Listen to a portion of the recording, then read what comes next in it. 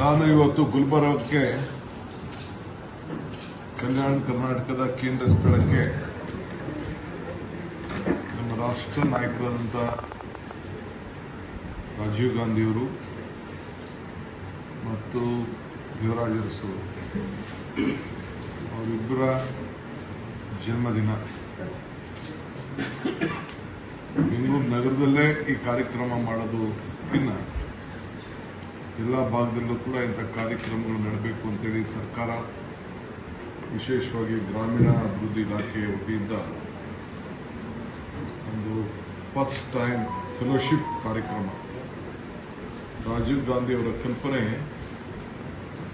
A leader is one of great leaders, not followers. ಅದಕ್ಕೆ ಅವರು ಪಂಚಾಯತ್ ರಾಜ್ ವ್ಯವಸ್ಥೆಯಲ್ಲಿ 73-74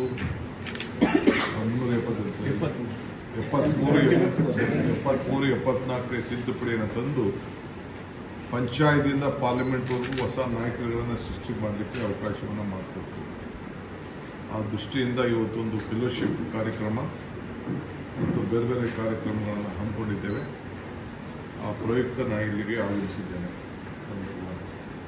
ಆ ಕಾರ್ಯಕ್ರಮದ ಡೀಟೇಲ್ಸ್ ಅಲ್ಲಿಗೆ ಬಂದಾಗ ತಮಗೆಲ್ಲ ಗೊತ್ತಾಗ್ತದೆ. ಎರಡನೇದು ಆರ್ಟಿಕಲ್ 371J. ಇದು ಇಡೀ ದೇಶಕ್ಕೆ ಒಂದು ದೊಡ್ಡ ಕೊಡುಗೆಯನ್ನು ಮಲ್ಲಿಕಾರ್ಜುನ್ ಖರ್ಗೆಯವರು, ನಮ್ಮ ACC ಅಧ್ಯಕ್ಷರು, ಈ ಭಾಗಕ್ಕೆ ಕೊಟ್ಟಿದ್ದಾರೆ. ಇದನ್ನು ಇಡೀ ಕಾಂಗ್ರೆಸ್ ಪಕ್ಷ ಇದರ ಮುಂದಾಳತ್ವವನ್ನು ವಹಿಸಿಕೊಂಡು ಎಲ್ಲರನ್ನೂ ವಿಶ್ವಾಸದಲ್ಲಿ ಇಟ್ಕೊಂಡು ಈ ಭಾಗದಲ್ಲಿ ಒಂದು ದೊಡ್ಡ ಕ್ರಾಂತಿಕಾರಿ ಬದಲಾವಣೆಯನ್ನು ಆಗ್ತಾ ಇದೆ. ಇದು ಈ ದೇಶಕ್ಕೆ ಸ್ವಾತಂತ್ರ್ಯ ಯಾವ ರೀತಿ ಬಂತು, ಸಂವಿಧಾನಕ್ಕೆ ಯಾವ ರೀತಿ ಶಕ್ತಿ ಬಂತು, ಆ ರೀತಿ ಈ ಭಾಗಕ್ಕೆ ಒಂದು ದೊಡ್ಡ ಒಂದು ಸಾಮಾಜಿಕವಾದಂಥ ಒಂದು ದೊಡ್ಡ ಕ್ರಾಂತಿ, ವಿಶೇಷವಾಗಿ ಶೈಕ್ಷಣಿಕಕ್ಕೆ, ಆರ್ಥಿಕಕ್ಕೆ ಮತ್ತು ಎಲ್ಲ ಸಮುದಾಯಗಳು ಕೂಡ ಒಂದು ರಕ್ಷಣೆ. ಇದು ಜಾತಿ ಧರ್ಮಕ್ಕಲ್ಲದೆ ಈ ಪ್ರಾಂತ್ಯಕ್ಕೆ ಒಂದು ದೊಡ್ಡ ಶಕ್ತಿಯನ್ನು ತುಂಬಿದೆ. 10 ವರ್ಷ ಆಗ್ತಾ ಇದೆ. ಆ ಸಂಭ್ರಮನ ಆಚರಣೆ ಮಾಡಲಿಕ್ಕೆ ಕರ್ನಾಟಕ ಸರ್ಕಾರ ಸಜ್ಜಾಗಿದೆ. ಅದಕ್ಕೆ ಪೂರ್ವಭಾವಿಯಾಗಿ ನಾವೆಲ್ಲ ಚಿಂತನೆಯನ್ನು ಮಾಡ್ತಾ ಇದ್ದೀವಿ. ವಿರೋಧ ಪಕ್ಷದ ಇಬ್ಬರು ನಾಯಕರುಗಳನ್ನು ಕರೆಸಿ ಈ ಒಂದು ಕಾರ್ಯಕ್ರಮವನ್ನು ನಾವು ಅವರ ಟೈಮನ್ನು ತೆಗೆದುಕೊಂಡು ಆಚರಣೆ ಮಾಡಲಿಕ್ಕೆ ನಾವೆಲ್ಲ ವೇದಿಕೆಯನ್ನು ನಾವೆಲ್ಲ ಸಜ್ಜು ಮಾಡ್ತಾ ಇದ್ದೀವಿ. ಮೂರನೇದು ಆರೋಗ್ಯ ಭಾಳ ಇಂಪಾರ್ಟೆಂಟು. ಈ ಭಾಗದಲ್ಲಿ ನಮ್ಮ ಆರೋಗ್ಯ ಮತ್ತು ಮೆಡಿಕಲ್ ಎಜುಕೇಷನ್ ಮಿನಿಸ್ಟ್ರು ಬೇರೆಯವರೆಲ್ಲ ಸೇರಿ, ಈ ಭಾಗದೆಲ್ಲ ನಾಯಕರುಗಳೆಲ್ಲ ಸೇರಿ ಒಟ್ಟಾಗಿ ಸೇರಿ 371 ಜೆಗೆ 371 ಬೆಡ್ಗಳನ್ನು ನಿರ್ಮಾಣ ಮಾಡಿ ಜಯದೇವ ಆಸ್ಪತ್ರೆ ವತಿಯಿಂದ ಇವತ್ತು ಮಾಡಿ, ಅದು ಕೂಡ ಮುಂದಿನ ತಿಂಗಳು ಅದೇ ಸಮಯದಲ್ಲಿ ಲೋಕಾರ್ಪಣೆ ಮಾಡಲಿಕ್ಕೆ ಎಲ್ಲ ಸಿದ್ಧತೆ ಕೂಡ ಇವತ್ತು ಆಗ್ತಾ ಇದೆ. ಮೂರನೇ ವಿಚಾರ ಏನಪ್ಪ ಅಂದರೆ, ನಾನೊಂದು ಮಾತು ಹೇಳಿದ್ದೇನೆ, ಈಗಲೂ ಹೇಳ್ತಾ ಇದ್ದೀನಿ, ಟೀಕೆಗಳು ಸಾಯ್ತದೆ, ನಮ್ಮ ಕೆಲಸಗಳು ಉಳಿತದೆ ಅಂತ. ಇದು 70 ವರ್ಷ ಆಗಿದೆ. ತುಂಗಭದ್ರಾ ಡ್ಯಾಮ್ ಕಲ್ಯಾಣ ಕರ್ನಾಟಕದಲ್ಲಿದೆ. ಅದು ಆಕಸ್ಮಿಕವಾಗಿ ಚೈನ್ ಲಿಂಕ್ ಕಟ್ಟಾಯಿತು. ಅವತ್ತಿನ ಡಿಸೈನ್ ಅವತ್ತೇನೋ ಒಂದು ಹಿರಿಯರೆಲ್ಲ ತೀರ್ಮಾನ ಮಾಡಿದ್ದಾರೆ. ಅದ್ರ ಮೇಲೆ ಸರಪಣಿ ಕಟ್ಟಾದರೆ ಎಲ್ಲ ನಮ್ಮ ಮೇಲೆ ರಾಜಕೀಯದ ಗದಾಪ್ರವಾಹವನ್ನು BJP ನಾಯಕರು ಮತ್ತು ಜನತಾದಳ ನಾಯಕರುಗಳೆಲ್ಲ ಮಾಡಿದ್ದಾರೆ. ಅವತ್ತಿನ ಡಿಸೈನ್ ಅವತ್ತೇನೋ ಒಂದು ಹಿರಿಯರೆಲ್ಲ ತೀರ್ಮಾನ ಮಾಡಿದ್ದಾರೆ. ಅದ್ರ ಮೇಲೆ ಸರಪಣಿ ಕಟ್ಟಾದರೆ ಎಲ್ಲ ನಮ್ಮ ಮೇಲೆ ರಾಜಕೀಯದ ಗದಾಪ್ರವಾಹವನ್ನು BJP ನಾಯಕರು ಮತ್ತು ಜನತಾದಳ ನಾಯಕರುಗಳೆಲ್ಲ ಮಾಡಿದ್ದಾರೆ. ಓವರ್ನೈಟ್ ನಾವ್ಯಾರೂ ಮಲಗಲಿಲ್ಲ. ಪುಣ್ಯಕ್ಕೆ ಭಾಳ ಜನ ಎಲ್ಲ ನಮಗೆ ಆ ಸಮಯಕ್ಕೆ ಸಂದ ತಕ್ಷಣ ನಮಗೆಲ್ಲ ಸಿಕ್ಕಿದ್ರು. ಕನಯ್ಯ ನಾಯ್ಡು ಅವರು, JSW ಅವರು, ಬೇರೆ ಬೇರೆ ಸಂಘ ಸಂಸ್ಥೆಗಳೆಲ್ಲ ಅದನ್ನೆಲ್ಲ ಡಿಸೈನ್ ಇಟ್ಕೊಂಡಿದ್ದಂಥವ್ರು, ಆಮೇಲೆ ಫ್ಯಾಬ್ರಿಕೇಟರ್ಸು, ಇಂಜಿನಿಯರ್ಸು ಎಲ್ಲ ಕೂಡ ಸಿಕ್ಕಿದ್ರು. ತಕ್ಷಣ ಅವ್ರಿಗೆಲ್ಲ ಒದಗಿಸಿ ಬೆಳಗಿನ ಜಾವ ಅಷ್ಟೊತ್ತಿಗೆ ತಿರ್ಗಿ ಅದನ್ನು ಯಾವ ರೀತಿ ರೀಪ್ಲೇಸ್ ಮಾಡ್ಬೋದು ಅಂತೆಲ್ಲ ಇಟ್ಕೊಂಡು ಸ್ಪಾಟ್ ವಿಸಿಟ್ ಮಾಡಿ, ನಾನು ಕೂಡ ಎಮರ್ಜೆನ್ಸಿ ವಿಸಿಟ್ ಮಾಡಿ, ಚೀಫ್ ಮಿನಿಸ್ಟರ್ ಎಮರ್ಜೆನ್ಸಿ ವಿಸಿಟ್ ಮಾಡಿ ಡಿಸಿಷನ್ ತಗೊಂಡು ಎಲ್ಲರೂ ಕೂಡ ನಮಗೆ ಸಹಕಾರ ಕೊಟ್ಟರು.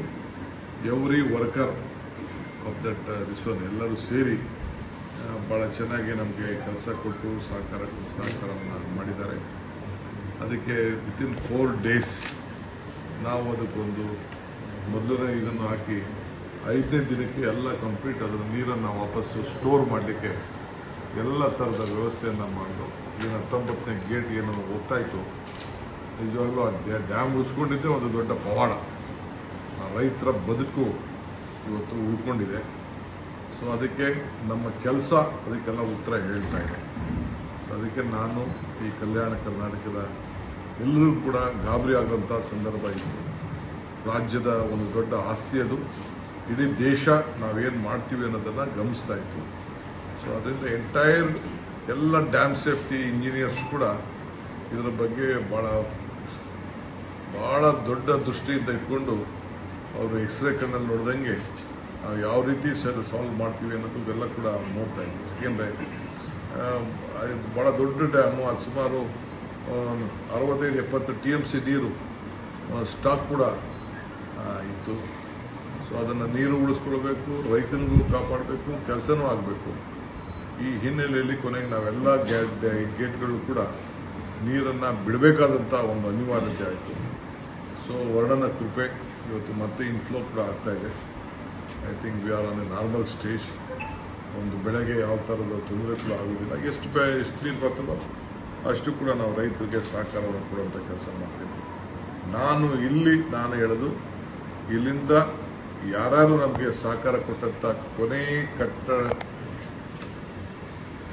ಒಬ್ಬ ಚಿಕ್ಕ ಸಣ್ಣ ಕಾರ್ಮಿಕನಿಂದ ಹಿಡಿದು ನಮ್ಮ ಇಂಜಿನಿಯರ್ಸು, ನಮ್ಮ ಆಫೀಸರ್ಸು ಮತ್ತೆಲ್ಲ ಫ್ಯಾಬ್ರಿಕೇಟರ್ಸ್ ಎಲ್ಲರೂ ಕೂಡ ಕರ್ನಾಟಕ ಸರ್ಕಾರ ಅವರಿಗೆ ಅಭಿನಯಿಸಿದೆ. ಸೂಕ್ತ ಕಾಲದಲ್ಲಿ ಅವನ್ನೆಲ್ಲ ಕರೆಸಿ ನಾನೇ ಅಲ್ಲಿಗೆ ಹೋಗಿ ಸ್ಪಾಟ್ಗೆ ಯಾರು ಅದಕ್ಕೆ ದುಡಿದಿದ್ದಾರೆ, ಹಗಲು ರಾತ್ರಿ ದುಡಿದಿದ್ದಾರೆ, ಅವರೆಲ್ಲರಿಗೂ ಕೂಡ ಸನ್ಮಾನ ಮಾಡುವಂಥ ಕೆಲಸವನ್ನು ನಮ್ಮ ಸರ್ಕಾರ ಮಾಡ್ತದೆ ಅನ್ನೋ ಮಾತನ್ನು ಕೂಡ ಈ ಸಂದರ್ಭದಲ್ಲಿ ಹೇಳಲಿಕ್ಕೆ ನಾನು ಬಯಸ್ತಾ ಇದ್ದೇನೆ. ನಂಬರ್ 3,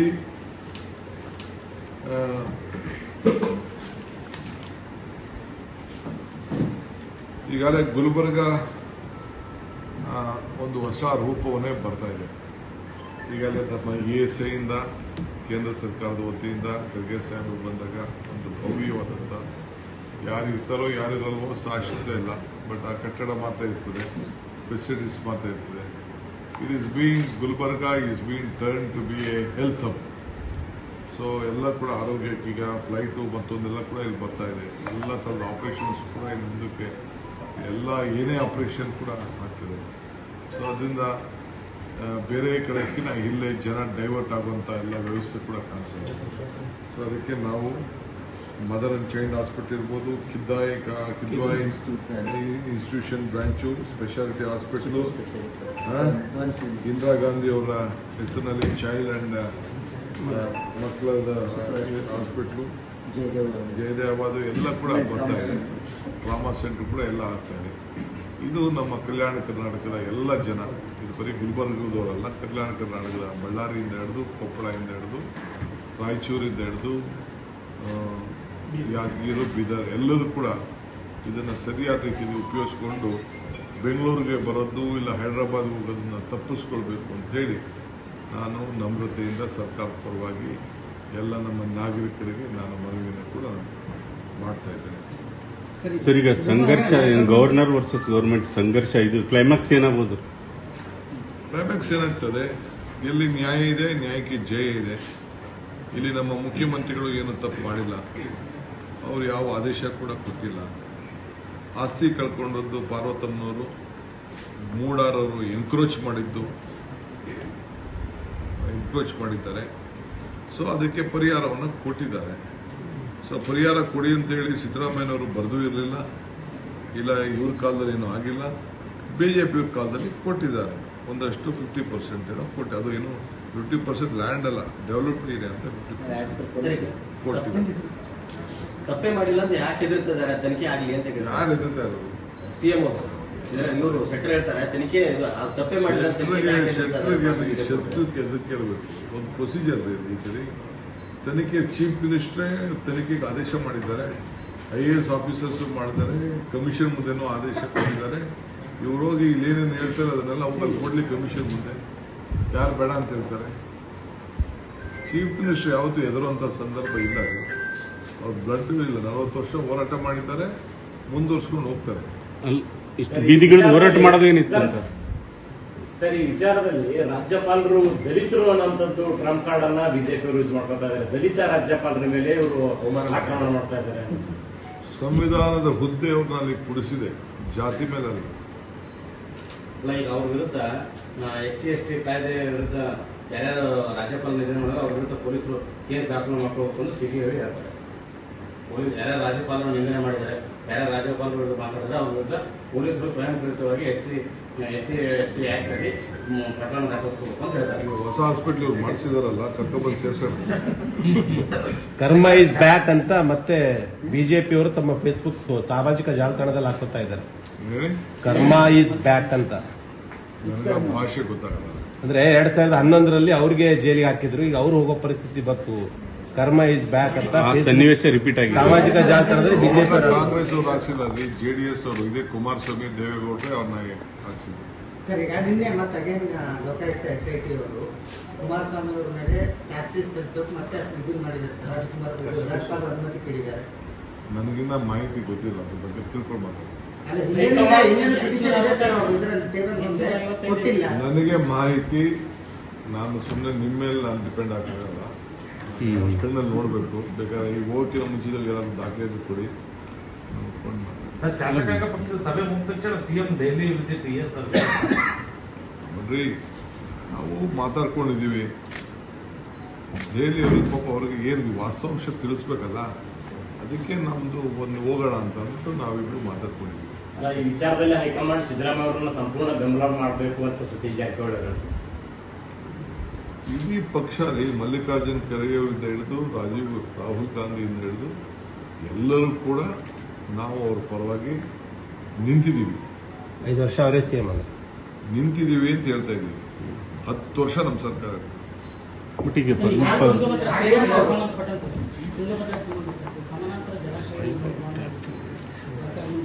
ಅದಾದ್ಮೇಲೆ ನೆಕ್ಸ್ಟ್ ಮಾತಾಡೋಣ.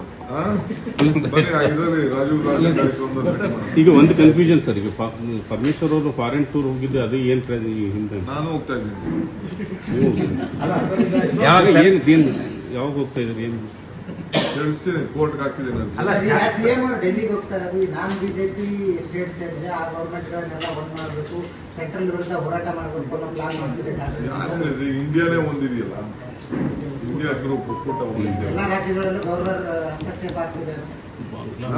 ಎಲ್ಲಾ ರಾಜ್ಯಗಳಲ್ಲೂ ಗವರ್ನರ್ ಹಸ್ತಕ್ಷೇಪ ಆಗ್ತಿದೆ. ನಾನ್ ಬಿಜೆಪಿ ಗವರ್ಮೆಂಟ್ ಇದ್ದಲ್ಲಿ ಅದನ್ನ ಒಂದ್ ಮಾಡಬೇಕು. ನೀವೇ ಮಾಧ್ಯಮದಲ್ಲೆಲ್ಲ ಬರೀತಾ ಇದ್ರಲ್ಲ, ವೆಸ್ಟ್ ಬೆಂಗಾಲ್ ಏನಾಗ್ತಾ ಇದೆ, ತಮಿಳುನಾಡು ಏನಾಗ್ತಾ ಇದೆ, ಕೇರಳ ಏನಾಗ್ತಾ ಇದೆ, ಕರ್ನಾಟಕ ಏನಾಗ್ತಾ ಇದೆ, ಆಲ್ ಅಪೋಸಿಷನ್ ಬಾಂಗ್ಲಾ ಮಾದರಿ ಫೈಟ್ ಅದೇ ಮಾಡಿ ಅಲ್ಲ, ಸಿಎಂ ಅವರು 5 ವರ್ಷ ಪೂರ್ತಿ ಅವಧಿ ಮಾಡ್ತಾರೆ.